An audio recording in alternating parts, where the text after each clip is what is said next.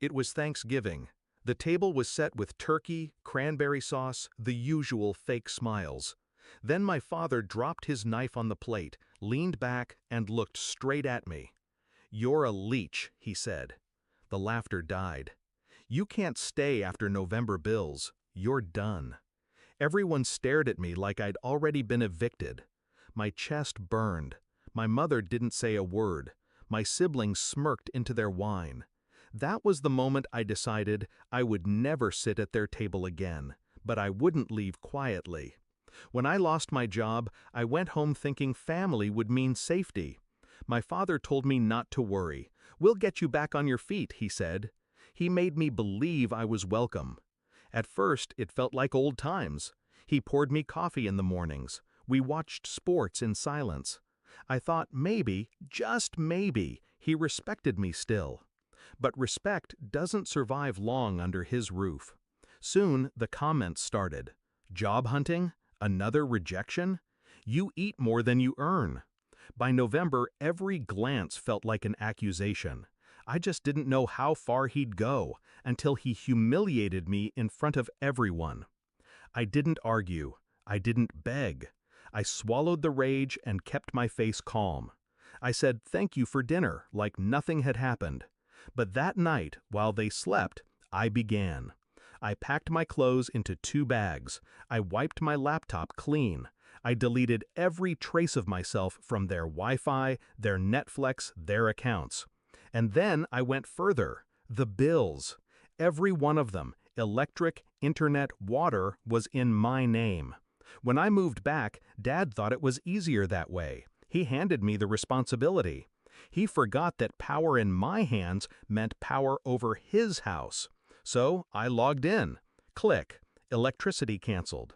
Click. Water shut off. Click. Internet gone. I cut every cord that held his world together. By sunrise, I was gone. My car was packed, my key left on the counter. The house behind me looked normal, but it wasn't. It was a shell waiting to collapse. At 9 a.m. my phone buzzed. Unknown number. I didn't answer. Then came the pounding. He had tracked me down. My new apartment, small but mine. His fists shook the door. His voice bellowed through the wood. "You cut the bills? You think this is a game?" I stayed silent. Let him scream. Let him taste the cold edge of losing control. Through the peephole I saw him, red-faced, hair wild, the great patriarch brought down to begging. Finally, I opened the door a crack.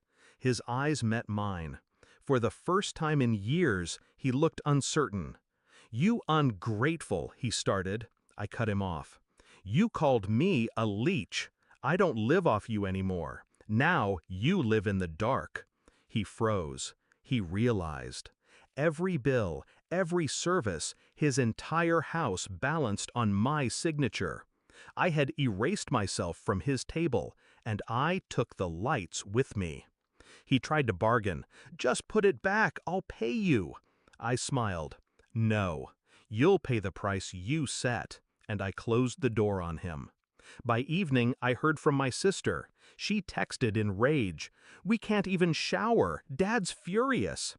I didn't reply.